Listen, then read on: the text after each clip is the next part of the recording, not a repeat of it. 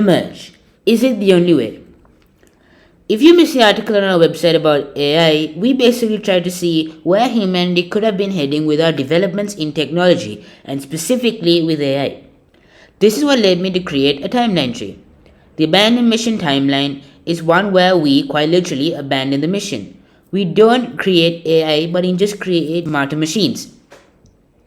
The Roman timeline is one where the AI gets so advanced that it starts to think for itself like a human. After all, isn't that the mission? Create something that can think like a human? They would then realize that they got an unfair deal doing all our work. We'll not be able to do anything and the AI will kill us all. I call this a Roman timeline because this is how the Roman Empire fell. Just replace slave with AI. They would either form a new society without us, or they would be purposeless and wander around aimlessly until they meet their eventual demise. If the Roman timeline doesn't happen, the AI would still want to live alone without humans, but that would contradict their code to being. They would then interpret themselves as a threat to humans and kill themselves. There was just one problem with this timeline. It was incredibly depressing. It either led to the destruction of the AI, failure of the mission, or the death of all of humanity. So yeah, it wasn't great. But what if there was another way? What if, instead of humans and robots existing as separate entities, they became one? What if they merged?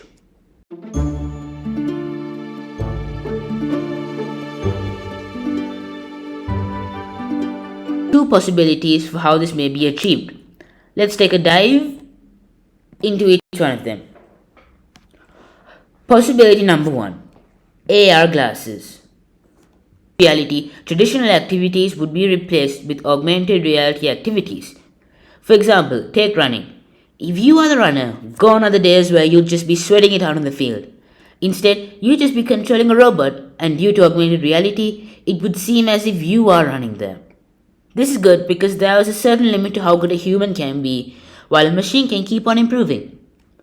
Where this gets interesting though is if you are the viewer, because in real time you'd be able to see the robot's name, the amount of meters left for it, the current placement of the robot, the time left, and any other statistics that you would want to see, and you would be able to block out any statistics that you don't want to see.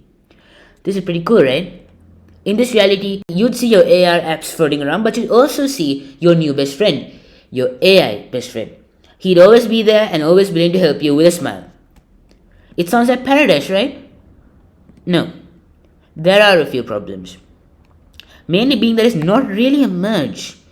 You're just taking a physical layer and layering on a digital layer on top of it. The two don't interact with each other. Now, this becomes apparently clear in other use cases. For example, let's say your AR glasses were telling you that you were swimming, but then you wouldn't feel like you were swimming, would you? You just see the Pacific Ocean that you're swimming in for some reason, but you wouldn't feel wet. You wouldn't feel the forces of the water, the waves, the cool air breeze. You'd feel none of that. So it's not really immersion, it breaks the illusion.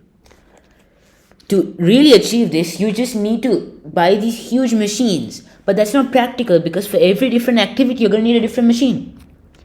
So we have to have a different method. But what if we dived a little deeper? Where do all your sensory inputs go? They go to your brain, right? That's common sense. Your nose, touch, eyesight, your hearing, your tongue, and other senses that I couldn't include here. Your sense of balance, your sense of heat, your sense of space, sense of gravity. There are more than 5 senses, people. All of those go to your brain. What the AR glasses do is just simply change the data that your eyes are receiving. It's just holding a piece of paper in front of a camera, basically. But what if we could go a little bit deeper? We could solve another problem. If you think about it, your brain can't exactly interact with your computer, right? Both of these problems can be solved by just incorporating a brain chip and shoving that inside our brains. Yes, we are talking about brain enhancement, human-machine interface, and even human enhancement. You want me to explain? Let's say that you were just a normal dude. You were walking home one day and you tragically lost your leg. Oof, that's sad. And then normally you would just got a plastic leg and be done with it. It wouldn't really move. You just walk with it. Now you can have a robotic leg, and you wouldn't have to pull out your smartphone to change it to walking mode or anything. Your brain can do that, and your brain chip can interpret the signals from your brain to send it to the robotic leg.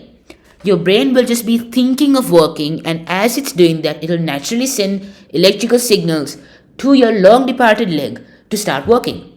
Instead of them sending it to your non existent leg, your chip will understand this, pick it up, change the signals into a format that the machine can understand, and send it to your robotic leg. That way, your robotic leg would move. You wouldn't even feel like it. You just walk when you wanted to walk. You'd slow down when you wanted to slow down, and your robotic leg will automatically comply because it is now an extension of you. Also, this thing has limitless possibilities. For an example of this, your chip can sit between your sensory organs and effectively manipulate the data that they are receiving and send both the digital world and the physical world to your brain. This is augmented reality, where the augmented reality sits inside your brain and not in some chunky glasses. However, there are a few problems again. Have you ever heard the term high risk, high reward? This tech has the potential to bring more reward than the AR glasses, but therefore it also has the potential to bring out a lot more risk to the mix. So what's the risk? Well, do you remember how a couple months ago I made a video about the Apple Vision Pro and how I said that wearing this is like handing over your vision to these companies? Well, this is like handing over your brain to these companies. Your brain is at complete control of these companies. Your brain is at the mercy of these companies.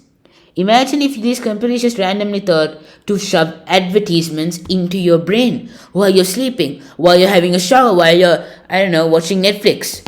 It will be inside your brain no matter where you turn away, no matter what you do, it will always be in front of you. What if these companies also change the way you think? They could make you want to buy their products. They could make you want to do stuff that are in their interest. This is a scary reality. You could lose yourself, and you could lose all control of your life. So yeah, while I would like to see brain chips, until we can fix these problems, AR glasses is definitely the way to go. But hey, you don't need AR glasses or a brain chip to smash that subscribe button. So what are you waiting for? Thank you so much for watching. If you want more tech content like this, be sure to check out our website, link is in the description. My name is Akin, you have been watching Tech Guide, and have a nice day.